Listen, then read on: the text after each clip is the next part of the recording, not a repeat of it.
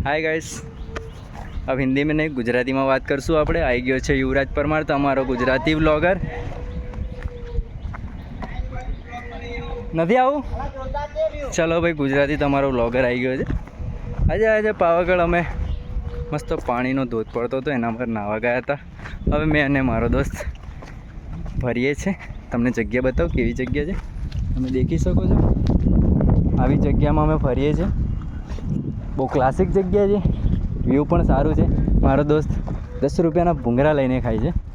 બતાવો ભાઈબંધ, બતાવો। ભૂખ લાગેલી, ભૂખ આને ભૂખ લાગી ભાઈ, ગાંડો છે આવ્યો થોડો।